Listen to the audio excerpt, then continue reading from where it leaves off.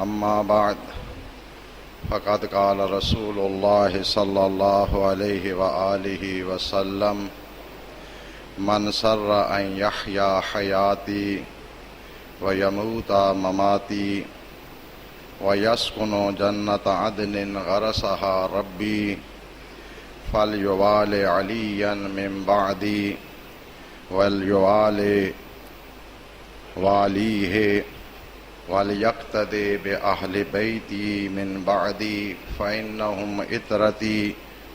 خلقوا من طينتي ورزقوا فهمي وعلمي فويل للمكذبين بفضلهم من أمتي القاطعين فيهم صلتي لا أنالهم الله شفاعتي صلوات.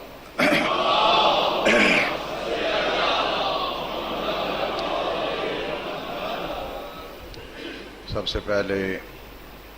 اپنی طرف سے اور تمام مومنین کی طرف سے حضرت سبط اکبر علیہ السلام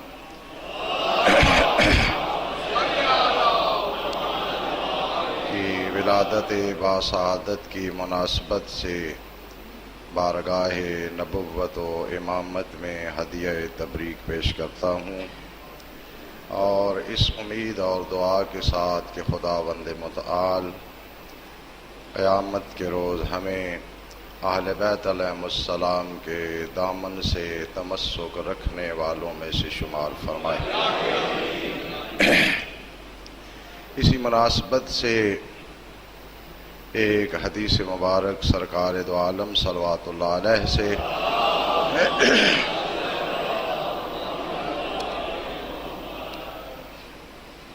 جو کنز العمال متقی ہندی کی تالیف ہے اس سے بیان کی ہے، جس میں سرکار نے ارشاد فرمایا کہ جسے یہ پسند ہو، جسے یہ بات خوش کرے کہ وہ میری زندگی جیے اور میری موت مرے، وَيَسْكُنُ جَنَّةَ عَدْنٍ غَرَسَهَا رَبِّي، اور جنت عدن میں سکونت اختیار کرے جسے میرے پروردگار نے خصوصیت سے خلق فرمایا ہے، فَلْيُوَالِ عَلِيًّا مِّن بَعْدِي، وہ میرے بعد حضرت علی سے ولایت رکھے، وَلْيُوَالِ وَلِيَّهُ، اور حضرت علی کا جو ولی ہو اس سے بھی ولایت رکھے، وَلْيَقْتَدِي بِأَهْلِ بَيْتٍ مِّن بَعْدِي، اور میرے بعد میری اہل بیت کی اقتداء کرے، فَإِنَّهُمْ عِتْرَتِي، یہ میری عطرت ہیں، خُلِقُوا مِن طِينَتِي،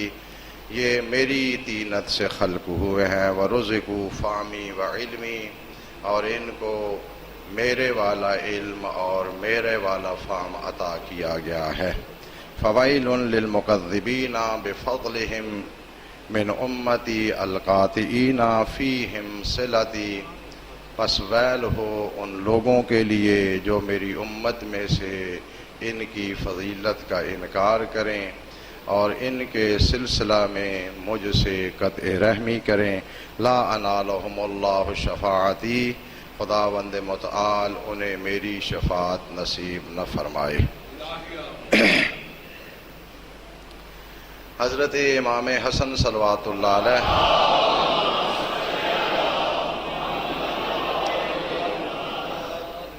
کی ولادت باسعادت در حقیقت سورہ مبارکہ کوثر، جس میں سرکار کو نسل کثیر کی بشارت دی گئی تھی، اس نسل کثیر کا تحقق ہے، اور اہل بیت علیہم السلام کے گھر میں، خاندان میں انتہائی خوشی اور انتہائی عظمت کا دن ہے، حضرت کی ولادت کا دن۔ ظاہر ہے کہ خانوادہ نبوت صلوات اللہ علیہم اجمعین سرکار دو عالم سے خاص نسبت کی وجہ سے مسلمانوں میں خاص احترام رکھتے ہیں، خاص احترام رکھتے تھے اور انشاءاللہ قیامت تک ان کا خاص احترام رہے گا۔ لہٰذا ابتدائے اسلام کے ایام ہوں یا مدینہ منورہ کی زندگی ہو، ان تمام ایام میں اہل بیت علیہم السلام کی نسبت مسلمانوں کا خاص احترام کرنا، ان کی عظمت کا قائل ہونا، یہ اس مسلمان معاشرے میں واضح اور روشن تھا۔ حضرت عبداللہ ابن عباس جو مسلمانوں میں ایک انتہائی علمی شخصیت سمجھی جاتی ہے اور حبر القرآن یا حبر الامت ان کا لقب ہے۔ حبر بہت بڑے پڑھے لکھے شخص کو اس زمانے میں کہا جاتا تھا، تو حبر الامہ یا حبر القرآن کے نام سے شہرت رکھتے ہیں۔ سرکار کی رحلت کے بعد جب بھی کسی محفل میں حسنین شریفین تشریف فرما ہوتے اور حضرت ابن عباس وہاں پر موجود ہوتے تو محفل سے اٹھ کر جب اپنی سواری پہ سوار ہونا چاہتے تو ابن عباس دوڑتے ہوئے آپ کی رکاب پکڑتے، اور جب آپ سواری پہ سوار ہو جاتے تو پھر آپ کے لباس کو درست کرتے، کیونکہ جو شخص بھی سواری پہ سوار ہوتا ہے تو اسے اپنا لباس درست کرنا پڑتا ہے، تو یہ کام حضرت ابن عباس کرتے۔ تو ایک دفعہ یہی کام آپ نے کیا تو مدارک بن زیاد نامی ایک شخص ہے جس نے اس کام پہ اعتراض کیا۔ اس نے کہا کہ یہ کیا کام ہے کہ جب یہ بچے سوار ہوتے ہیں آپ اس عظمت کے باوجود جاتے ہیں، رکاب میں ہاتھ رکھتے ہیں، پھر جب سوار ہو جاتے ہیں تو ان کا لباس درست کرتے ہیں۔ تو حضرت ابن عباس نے بڑی سختی سے اسے جواب دیا، فرمایا یا لقا اتدری من ہاذان، اے لقا کیا جانتا ہے کہ یہ دو کون ہیں؟ ہاذان ابن رسول اللہ صلی اللہ علیہ وآلہ وسلم، یہ سرکار دو عالم کے بیٹے ہیں۔ تو یہ سمجھتا ہے کہ میں ان کا احترام کر کے ان کے رکاب میں ہاتھ رکھ کے ان کا لباس درست کر کے کوئی ان پہ احسان کرتا ہوں یا میری شان میں کوئی کمی آ جاتی ہے۔ حضرت ابن عباس نے اس کی وضاحت کرتے ہوئے یہ جملہ ارشاد فرمایا، الیسا او الیسا مما انعم اللہ بہ علی ان امسک لہم الرکاب وَأُصَوِّيَ عَلَيْهِمَ الثِّيَابَ، تو سمجھتا ہے کہ میری توہین ہوتی ہے، میری عزت میں کمی آتی ہے، لیکن تجھے یہ معلوم نہیں کہ یہ اللہ کی خاص مجھ پر نعمت ہے، اس کا تفضل ہے کہ اس نے مجھے توفیق دی ہے کہ میں ان کے جا کے رکاب پکڑتا ہوں اور ان کا لباس درست کرتا ہوں۔ تو اس عزت میں کمی سمجھ رہا ہے، میں اللہ کی طرف سے ایک نعمت سمجھتا ہوں، اس کا تفضل سمجھتا ہوں اور ایک انعام سمجھتا ہوں۔ اہل بیت علیہم السلام کی جو خصوصیت ہے وہ ہے ان کا کردار، اور پھر یہ خاندانی ایک وصف اور خاندانی ایک خلق جو بنی ہاشم کا پایا جاتا ہے، سخاوت۔ مال ہو یا نہ ہو یہ عطا کرنے میں اپنا ہاتھ نہیں روکتے۔ بہت سے لوگ ایسے ہوتے ہیں جو مالدار تو ہوتے ہیں لیکن سینے کے اندر دینے والا دل نہیں ہوتا۔ جتنا مال بڑھتا ہے اتنا ہی مال سے زیادہ وابستگی ہو جاتی ہے۔ سرکار سے کسی شخص نے آ کے شکایت کی، مولا ایک دشمن مجھے بہت تنگ کر رہا ہے، مجھے اذیت پہنچا رہا ہے، امام حسن علیہ السلام نے پوچھا کہ وہ تیرا دشمن کون ہے؟ عرض نہ کرنے لگا یا ابن رسول اللہ غربت ہے جو مجھے تنگ کرتی ہے۔ حضرت نے فرمایا کہ یہ لو 5000 درہم، لیکن یاد رکھنا جب بھی یہ تجھے دشمن تنگ کرے مجھے بتانا، میں تیرا اس سے دفاع کروں گا۔ اور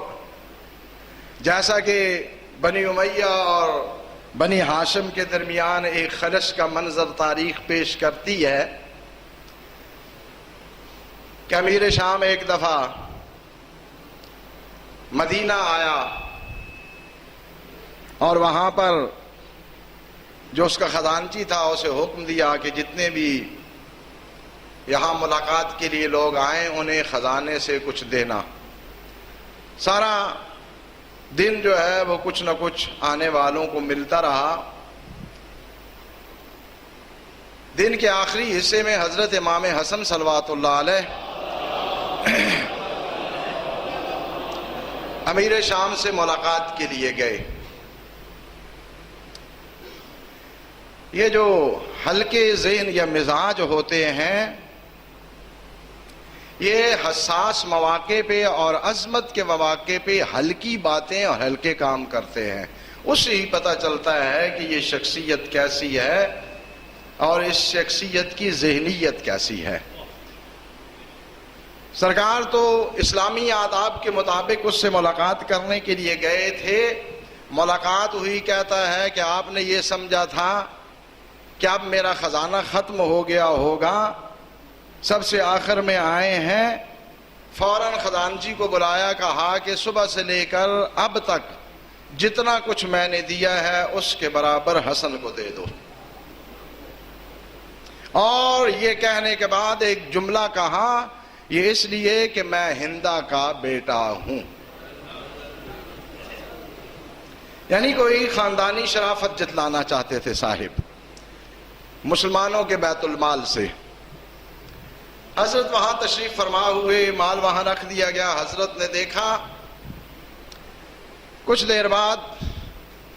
محفل سے اٹھ کر جانے چاہتے تھے کہ امیر شام کے ایک ملازم نے حضرت کی جوتیاں سیدھی کی۔ امیر شام کے ایک ملازم حضرت کی جوتیاں سیدھی کر کے آپ کے سامنے رکھی، فرمایا ہم کسی کا احسان برداشت نہیں کرتے، تو نے میری جوتیاں سیدھی کی ہیں، یہ سارا مال تجھ کو عطا کرتا ہوں۔ اور اتنی بڑی عطا کے بعد ارشاد فرمایا یہ اس لیے کہ میں زہرا کا بیٹا ہوں۔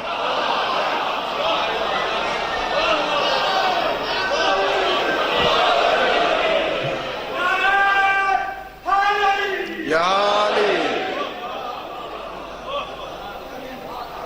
اور مولا نے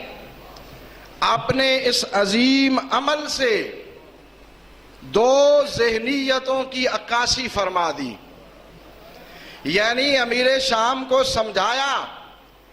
کہ تیرے نزدیک رسول اکرم سے نسبت کی وجہ سے جتنا کوئی شخص مال کا حقدار بنتا ہے، جناب زہرا کے بیٹوں کے نزدیک اس مال کے حقدار ان کے ملازم ہوتے ہیں۔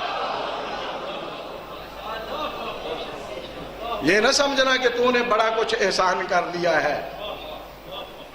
ہماری سوچ میں تو اتنا مال جو ہے وہ ہمارے جوتے سیدھے کرنے والوں کو دیا جاتا ہے، اس پہ تو اتنا تکبر کر رہا تھا اور اتنا بڑا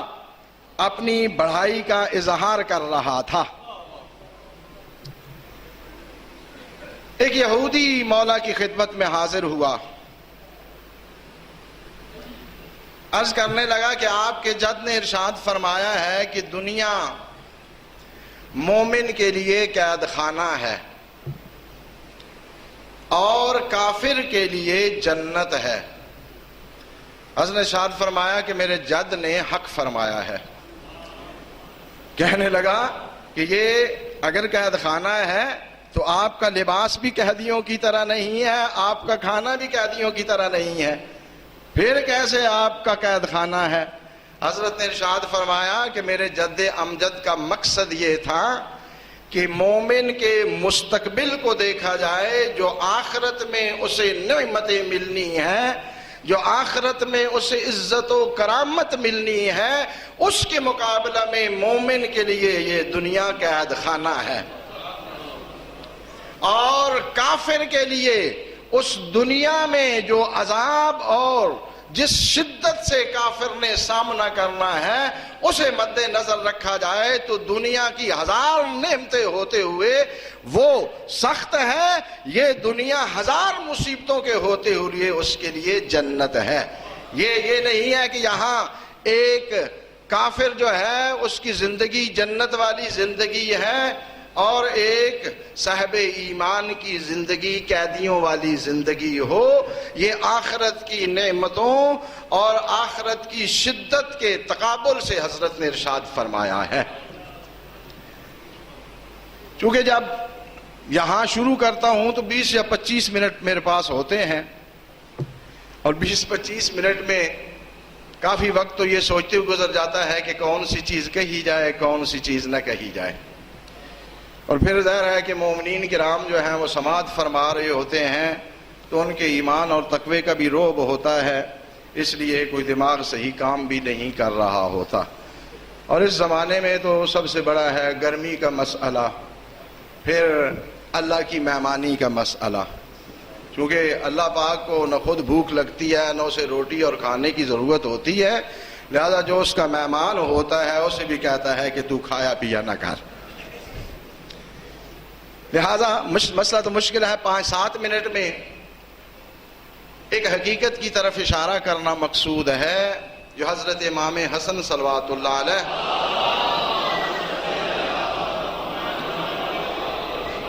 کا امت مسلمہ کے لیے ایک عظیم کارنامہ ہے، جس کی وجہ سے حضرت کو شہزادہ امن کے نام سے پکارا جاتا ہے۔ اس کا ہرگز یہ معنی نہیں ہے کہ دیگر ائمہ العیاذ باللہ کوئی جنگجو تھے، نہیں، ان سے وہ حالات کے تقاضے کے مطابق ایک ایسا عمل سرزد ہوا، ایک ایسا عظیم فیصلہ آپ نے کیا کہ جس سے ہزاروں مسلمانوں کا خون بہنے سے بچ گیا۔ اس وجہ سے حضرت کو شہزادہ امن کے نام سے یاد کیا جاتا ہے۔ جو حضرت نے صلح نامہ اپنی فریق مخالف کے ساتھ طے کیا تھا، اس صلح نامہ کی خصوصیت یہ ہے کہ امیر شام نے جو نسل در نسل آپ کے دشمن قبیلہ کہلاتے تھے، یہ بنی امیہ اور بنی ہاشم کی دشمنی یہ کوئی سرکار دو عالم کے دور سے شروع نہیں ہوئی ہے، اسلام سے پہلے سے ہی یہ ایک جھگڑا چل رہا تھا، اور پھر اسلام کے بعد اس جھگڑے میں شدت آ گئی، کیونکہ پہلے تو بنی امیہ کو صرف سرداری کا مسئلہ تھا، پھر اب عقیدے کا مسئلہ بھی بن گیا، تو وہ پھر سونے پہ سہاگے والا کام ہو گیا کہ اس دشمنی میں اور شدت آ گئی۔ لیکن حضرت سبط اکبر علیہ السلام کی یہ عظمت کردار ہے کہ نسل در نسل دشمنی کرنے والے لوگوں کی جو اس وقت نمائندگی کر رہا تھا، اسے بھی سرکار کی کردار پہ اتنا یقین تھا، اصولوں کی پابندی پہ اتنا یقین تھا کہ صلح نامہ کے لیے خود اپنی طرف سے کچھ نہیں لکھ کے بھیجا، ایک سادہ کاغذ کو سر بمور کر کے حضرت کی خدمت میں بھیجا کہ آپ جو شرائط تحریر کرنا چاہتے ہیں اس پہ تحریر کر دو۔ یہ ہے عظمت کردار کی دلیل۔ اتنا سرسخت دشمن بھی جانتا تھا کہ جسے میں سفید کاغذ بھیج رہا ہوں اس پہ اسلام اور آئین اور قانون کی اتنی پابندی ہے، اس کا تقوی اتنا قوی ہے، اس کی عدالت اور عصمت اس قدر سرسخت ہے کہ اپنے جانی دشمن سے بھی کوئی خلاف حق مطالبہ نہیں کرے گا۔ اور پھر حضرت نے جو اس میں کیونکہ یہ جو شرائط ہیں تاریخ کی مختلف کتابوں میں مختلف انداز میں ذکر کی گئی ہیں، لیکن یہ پہلی شرط تقریباً سب مورخین نے لکھی ہے کہ حضرت نے سب سے پہلے شرط یہ تعریف فرمائی تھی کہ امیر شام کو کتاب و سنت کے مطابق عمل کرنا ہوگا۔ یہ حکومت اس شرط پہ، ان الفاظ کے ساتھ، یہ حکومت اس شرط پہ امیر شام کے سپرد کی جا رہی ہے کہ اسے کتاب و سنت کے مطابق عمل کرنا ہوگا۔ اور یہ پہلی ہی شرط ایسی تھی جس نے امیر شام کے سارے منصوبے خاک میں ملا دیے۔ اس شرط کے ماننے سے اور اس پہ اعتراض نہ کرنے سے یہ بات ثابت ہو گئی گویا کہ اب تک شام والی سلطنت اس کام اور اس شرط پر عمل پیرا نہیں تھی۔ اور پھر ایک شرط جو حضرت نے اہل سنت اور شیعہ حضرات نے یہ شرط تحریر کیا ہے کہ یہ شرط تحریر فرمائی کہ امیر شام اپنے بعد کسی کے لیے کسی شخص کو بھی ولی عہد مقرر نہیں کرے گا، ولی عہد نامزد نہیں کرے گا۔ دو قسم کی تحریریں ہیں، بعض تحریروں میں ہے کہ یہ کام مسلمانوں کی شورا کرے گی کہ بعد میں کس شخص کو حاکم بننا ہے، اور کچھ تحریریں ایسی ہیں اہل سنت اور شیعہ حضرات کی کتابوں میں کہ جس میں حضرت نے ارشاد فرمایا یا یہ تحریر فرمایا کہ امیر شام کے بعد حکومت امام حسن اور امام حسین کو ملے گی۔ اب بہت سے لوگ جو ہیں وہ کربلا کے واقعہ میں امیر شام کے بیٹے کے تحفظ کے لیے بہت کچھ کہتے ہیں جناب، بلکہ اب تو ایسے بھی خبیث اور اخبث اور دشمنان اہل بیت میں سنگ دل ترین انسان بھی پیدا ہو گئے ہیں کہ جو باقاعدہ اس کمینے کو جو ہے وہ جائز حاکم مانتے ہیں اور اس کے خلاف خروج کو امام وقت کے خلاف خروج کے برابر سمجھتے ہیں اور بغاوت سمجھتے ہیں۔ تو اس شرط کے مطابق اگر یہ کر دیا گیا تھا تو یہ بالکل غیر اسلامی اور یہ غیر قانونی کام تھا، کیونکہ اس شرط کے مطابق اسے یہ حق حاصل نہیں تھا کہ ایسا کام کرتا، لیکن ضمیروں کی خرید و فروخت کرنے سے اس نے ایسا کر دیا۔ پھر ایک شرط حضرت نے یہ لگائی کہ عراق کے رہنے والوں لوگوں کے لیے عمومی طور پہ امن و امان ہوگا، انہیں کوئی گزند نہیں پہنچایا جائے گا۔ اور ایک شرط حضرت نے جو بڑی حساس شرط ہے یہ تحریر فرمائی کہ امیر شام کو اپنے آپ کو امیر المومنین کہلوانے کا حق حاصل نہیں ہوگا، باقی اپنے ساتھ جو القاب رکھے امیر المومنین اپنے آپ کو نہیں کہلوا سکے گا۔ اور اسی طرح حضرت نے ایک مہم شرط جو رکھی وہ یہ ہے کہ امیر المومنین صلوات اللہ علیہ پہ جو منابر پہ سب و ستم کیا جا رہا ہے اس کو یکسر بند کر دیا جائے گا، اور کوفہ کا بیت المال حضرت امام حسن علیہ السلام کے زیر اختیار رہے گا۔ اور ہر سال یہ اب عجیب شرط ہے، اس کی وضاحت شاید نہ کر سکوں، ہر سال امیر شام جو ہے وہ جو حکومت سے دی جا رہی ہے اس کے بدلے میں 10 لاکھ درہم امام حسن علیہ السلام کو ادا کرے گا۔ یہ شرط آپ کو سمجھ نہیں آئی؟ اسلامی مملکت میں جو بھی غیر مسلم رہتا ہے تو سالانہ اسے یہ ٹیکس دینا پڑتا ہے، اس لیے کہ وہ اسلام کی سرزمین میں رہ رہا ہے۔ یہ نہ سمجھنا کوئی رشوت والی بات تھی، یعنی گویا کہ حضرت جو ہے اس سے یہ وصول کر رہے ہیں کہ تو کہ اسلامی سرزمین میں تو بعنوان حکومت یا حاکم رہے گا، اس کا تو ٹیکس ادا کیا کرے گا، اور اگر کوئی حاکم اصلی ہوتا ہے تو اسے ٹیکس ادا نہیں کرنا پڑتا۔ اور پھر حضرت نے یہ جو بہت عظیم کارنامہ انجام دیا کہ ہزاروں مسلمانوں کا خون جو ہے وہ بہنے سے بچا لیا۔ بہت سے لوگ یہ سمجھتے ہیں، اور اس زمانے میں تھے جو سمجھتے تھے کہ حضرت کو قیام کرنا چاہیے تھا، جنگ کرنی چاہیے تھی، یہ کام نہیں کرنا چاہیے تھا، بلکہ اس حد تک کہ حضرت کی صلح کے بعد حضرت کی عمومی محافل میں یا کچھ لوگ ایسے تھے جہاں سے آپ گزرتے تھے انتہائی گندے القاب کے ساتھ حضرت کو سلام کیا کرتے تھے، الیاذ باللہ ان الفاظ کے ساتھ کہ السلام علیکہ یا مذل المومنین، کیا مومنوں کو ذلیل کرنے والے آپ پر سلام ہو۔ یہ امامت کی معرفت یہ کوئی کسبی چیز نہیں ہے، انسان کوشش کرتا ہے، اللہ جس پہ مہربان ہوتا ہے اسے اس نعمت عظمیٰ سے سرنواز فرما دیتا ہے۔ امامت کو ماننے کا یہ مطلب نہیں ہوتا کہ میں نے صرف امام مان لیا بس مسئلہ ختم۔ امامت کو ماننے کا مطلب یہ ہوتا ہے کہ پھر جو کچھ معصوم ارشاد فرمائے،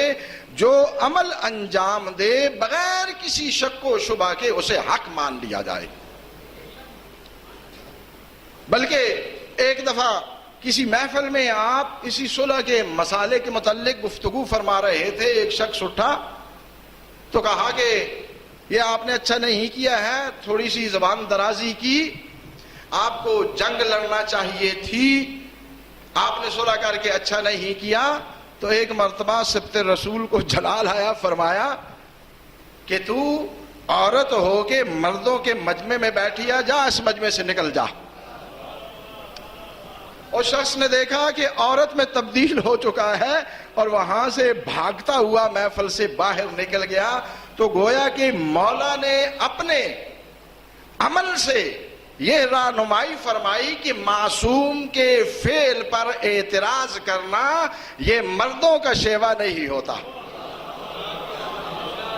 تو کر رہا ہے تو اس کی ذہنیت جو ہے وہ عورتوں والی پائی جاتی ہے، وہ مردانہ ذہنیت نہیں رکھتا۔ در حقیقت ائمہ اہل بیت علیہم السلام کے کاموں کو سمجھنے کے لیے ہم اپنی ذاتی سیاست اور ذاتی سوچ کو میزان نہیں بنا سکتے۔ ہماری زندگی جو ہے وہ ہمارے منافع کے گرد گھومتی ہے، اور ائمہ اہل بیت علیہم السلام کی زندگی کا مقصد وہ دین الہی کا تحفظ ہوتا ہے، دین الہی کو عملی جامہ پہنانا ہوتا ہے۔ اب اس کام کے لیے زمانے کے اعتبار سے وسائل جو ہے ان میں اختلاف آ جاتا ہے۔ کبھی